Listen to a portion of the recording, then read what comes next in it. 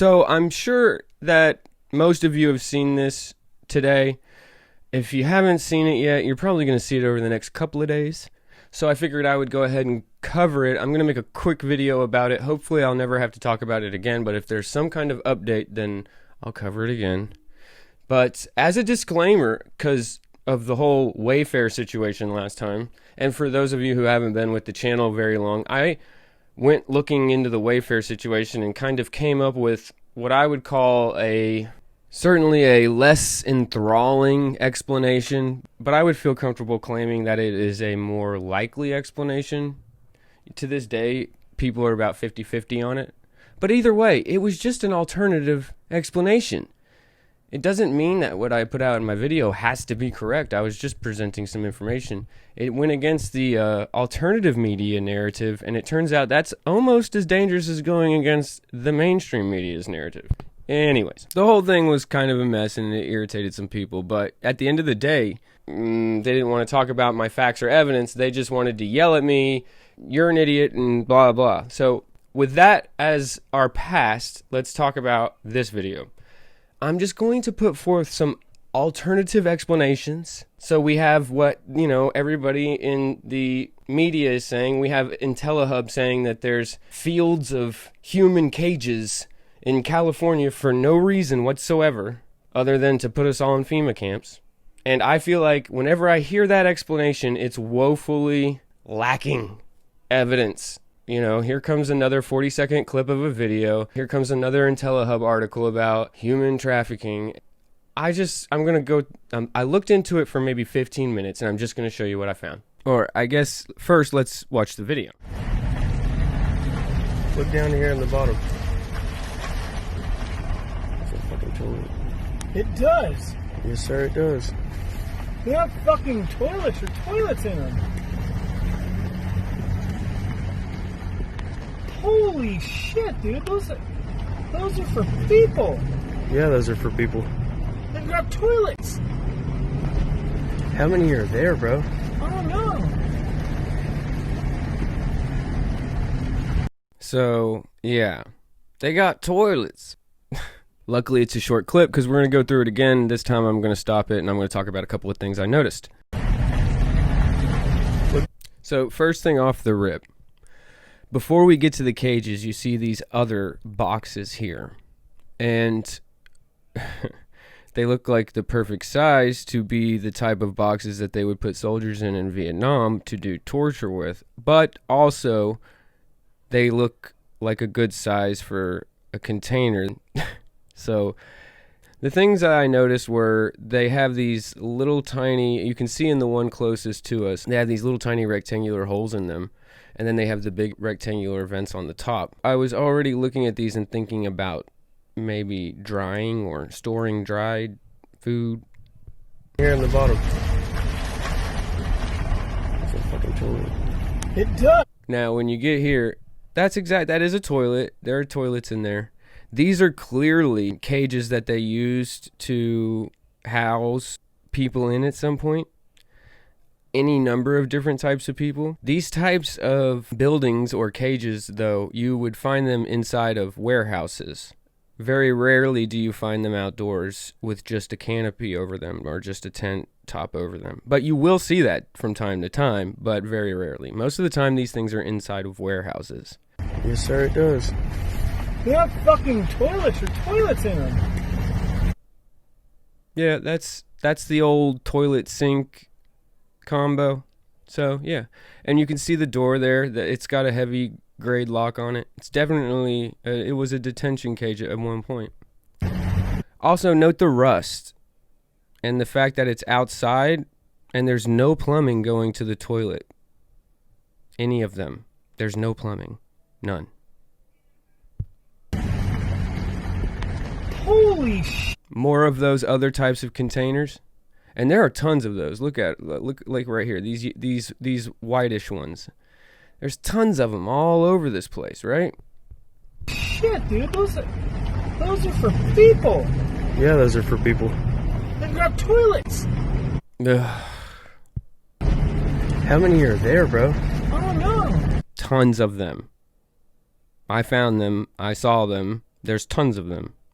They're on Google Maps or Google Earth, whichever one you can use to look at stuff like this. We're going to go take a look at them ourselves.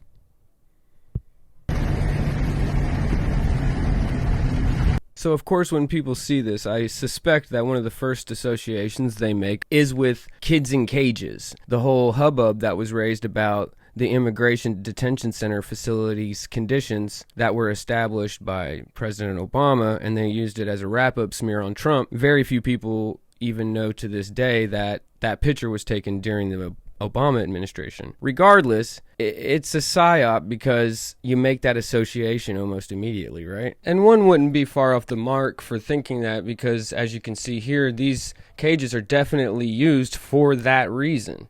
And beside the whole kids in the cages situation, Guantanamo Bay is probably the second most commonly known use the government has for these types of cages. That being said, there's both tons of uses for these cages and tons of places that they're used. Anybody who's ever worked inside of a warehouse at an electronics store knows the cage. The cage is a fenced-in area inside of a warehouse to store the more expensive products so that it's not stolen by employees. It has a heavy-duty door and a lock on it, just like the cages that we just saw. Obviously, it doesn't come with the toilet sink combo that you see so often in detention cells. So far, we have these giant, old, rusted detention cages sitting in a desert next to a building with these other bizarre containers around them. And we see that the military, the government, uses these types of cages for detention and all kinds of other things all across the country. That's what we've got so far. Nothing else. I really don't have anything to refute the idea that Intellihub is talking about, right? But then I typed in the name of the city and state into Google Earth. And when I went and looked at the city, this is obviously a farming community. At the time, I didn't know what kind of farming it was, but it was clear, just thousands of acres of farmland. Then I started thinking about those boxes and drying. What I ended up doing, and you guys can do this too if you want someday, get a reverse image searching tool. I don't care which one you use, but if you're going to do research, you're going to need to know how to use reverse image searching. And you can also just snap a picture of a video and search that. Either way, I got to the original post, which was on, of course, Reddit. I found a comment on Reddit that matched up with what I had found so far. This video was taken in the tiny farming town of Caruthers. Those cages are located on the grounds of a raisin packing facility off Saginaw. There are another set at a different raisin packing facility a few miles away. There is zero reason for these to be at those packing facilities. I was raised in Caruthers and still have family there that I regularly see. The cages you see are called deployable detention facilities. They are typically used to house POWs when we are at war. They are only allowed to be made under government contract. There were a few things with this comment that I had a problem with, and there was a few things on this comment I was glad to have heard. First of all, he says it's a small farming town. If it's a small farming town, and this small farming town has two giant raisin processing facilities, then I'm going to assume that the crop that's being grown is grapes, going on a limb. And that was really what kind of got me to where I feel like I found an answer to this. This isn't just a giant raisin processing facility. It's the farm and the facility. He gives two set of addresses. Well, he gives us a lead on two sets of addresses. We know there's going to be a raisin packing facility off of Saginaw, and there's another set at a different raisin packing facility a few miles away. What I did with that was I went searching for the plant to see if I could find the address, the actual address of the plant itself. And it turns out that there's a raisins.org. And there's a Raisin Packers Raisin Administrative Committee. No doubt. We're getting deep into the hole now. On this website, which I will link in the description, along with all the other research materials for this episode, not only is there a raisins.org, but I found, I think, both of our packing facilities. Check it out. First, I found Caruthers Raisin Packing Company Incorporated, but it wasn't on Saginaw Road, which made me think, hey, this might be the one that's a few miles away that the Reddit commenter was talking about. A little bit further down the list, and we find More Gun Farms Dehydrator, and it's at 3510 West Saginaw Avenue. So I went on Google Earth because I wanted to look at both locations, and here they are. First, we'll go look at the one on Elm Avenue that was named after the city itself. The first thing I noticed about this facility is it was huge. And this is the facility that the commenter just mentioned in passing. He named the other one by street. When you look at the Google Maps image of these things, you see these cages. There's tons of them. Tons and tons of them. And this facility's huge. I guess the second most important thing is to look on the outside and you see all the crops. These are all the grape crops that they harvest and bring into the processing facility to dehydrate and create raisins out of. This raisin packing facility here, or raisin processing facility here, it's right next to tons of agriculture. It has these cage things all around it. So looking at how this raisin facility looks, we want to switch over to the next address and see how it looks comparatively. And this is the one on Saginaw Avenue that the Reddit poster was actually talking about. As you can see, it's a much smaller facility, but it's surrounded by what I would say is significantly more grapes. I guess you would still call them vineyards, even though they're not making wine? I don't know. Somebody answer me in the comments. If you're growing grapes to make raisins, is it still a vineyard? But either way, you see this, they have the same cages stacked on top of each other, some of them out in the middle. Man, the raisin business must be good because there's a couple of banger houses right by here, and they are just nice. But the reason why it's so important that we see all these grape fields all around the facilities is because it means that they're not just a, quote, raisin packing facility, they are a raisin processing facility, which means we need to go look at the process of making raisins. And just searching around that for a few minutes, I found out that one of people's favorite mediums to hang grapes on to dry is chain link fence. They even sell these pre-constructed connexes like this with hanging chain link fence to dry your crops on. If you'll remember also at the beginning of the video, I keyed off of these boxes, these concrete looking boxes, because I thought that they looked like they were meant to dry something out. They had the holes to let the sun in and the heat, and yet that medium that they're made out of, concrete or clay or whatever, will almost oven bake whatever's in there. Well, it turns out in other parts of the world, they just use giant versions of those clay containers to hang their grapes in order to dehydrate them. The clay structures, again, allow the sun to heat that area up, not to the point where it burns or cooks the grapes, but just to the point where it really helps them dehydrate. And it's done a bunch of different ways here in the US. Here, you see the grapes are hung until they get to a certain point, and then they're laid out to finish drying in the sun. They also will put them inside of clay containers for the second part, and then eventually into these wooden containers for processing. On top of that, it turns out that the whole California raisin thing is actually a thing because 40% of the world's raisins come from that area of our country. Pretty amazing when you think about it. So, the Intellihub news article, let's look back at that. Fields of human cages discovered in Caruthers, California. FEMA camps.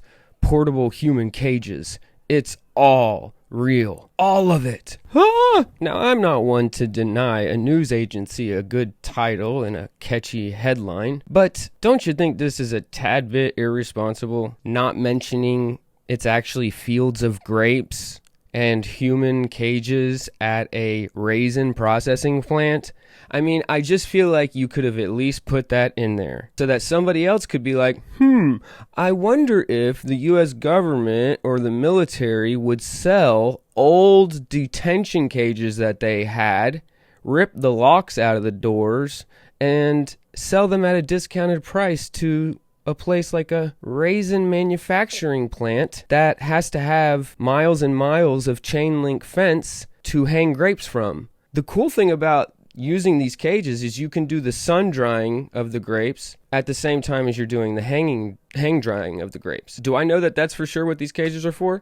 No, absolutely not. Nobody knows what they're really there for. But I'll tell you, when I don't see any plumbing going to any of the cages, then I don't really care about the fact that there's a toilet and a sink in the cages, right? That means that they're there for storage, right? So is FEMA storing them? Well, yeah, it could be, but why would FEMA be storing tons of cages on the property of a raisin manufacturer? That doesn't make sense either. The cages have rust all over them. The cages are not new. It just seems way more likely to me that these raisin processing plants think they have a use for these old cages in their process. I mean, you hear the phrase, don't attribute to malice, which you can attribute to stupidity. Also, there's, the easiest answer is usually the right answer, or the simplest answer is usually the right answer. These things aren't always true, but when you see something like this, I hope that the people who watch my channel are like, wow, that's a pretty sensational headline there. Let's check into it. And the reason why I do these videos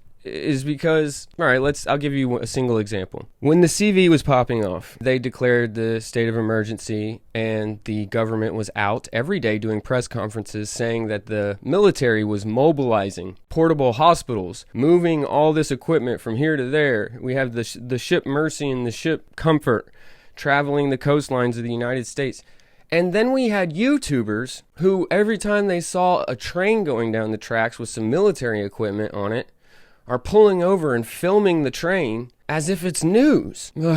And the whole time they're filming the train saying, they're coming to get us. They're moving this and this into place, and soon the FEMA camps are going to be running. And here's the thing. It didn't happen. The military was moving around medical equipment and equipment to support the medical staff. The people were on the TV saying we're moving military equipment around. And yet still the videos saying we're all going to die. They're going to lock us up in FEMA camps. Even if it's true that the military is moving those pieces in order to hurt the American people, let's say that's true, right? They're not going to move it in a way that's going to cause alarm to the citizenry, okay? See if you can wrap your mind around this. The movement of troops and equipment itself can be a psychological operation. Let me say that again. The movement of troops and equipment itself can be a psychological operation. And ever since we've had the ability to share video and information with each other, we've had these videos of the military moving equipment into place. All the pieces are in place. We've seen all the traveling on the tracks. Did it ever cross anybody's mind that they were just moving crap from point A to point B so that other people would film it and freak out the patriot community? It's a method of control. Now, I'm not saying that every time they move things in the United States, it's for that reason. I'm saying they can do that. And so when you're jamming a camera in the train's face and saying we're all going to die, you're participating in either a military operation or nonsense. It's kind of frustrating. It reminds me of when they filmed all of those plastic coffins outside of that old FEMA camp, and everybody freaked out about that. And the reality is, the CV wasn't even bad, okay? Let's say it had been 1918 bad. They were already having to bury people at Hart Island in New York. They were backed up. They had bodies in refrigerator trucks. And CV wasn't even bad, okay? If it had been 1918, where do you think we would have put all those bodies? If millions of people had died, where would we have put those bodies? I'll tell you where we would put them. It would have just been mass incinerations, unless some government agency thought to buy a bunch of plastic coffins so that they could do mass burials for people in a time of tragic disease. Or they could have bought coffins so that we could later film them and know that they have a secret plan to cut all our heads off and put us in a FEMA camp. I don't know. I'm just saying, I wish people would present more than one side of things. It's like, it's all true. Human cages, portable human cages. Well, yeah, everybody knows we have portable human cages. Everybody's seen the pictures of Guantanamo Bay. Everybody's seen the pictures of even the 1970s Cuban immigrant crisis, where we had to keep them in basically concentration camps in the 70s in the United States. We've had portable cages for a long time. But riddle me this, guy, why are they out in the middle of nowhere on a raisin packing facility's property? And are chain link fences or chain link structures used in any way, shape, or form in the production of raisins? Because if they are, it is possible that they bought those old cages off the government. I'm not saying that's what happened. I'm just saying it's possible. It reminds me of the commenter on Reddit, and I said there were some things I didn't like that he said.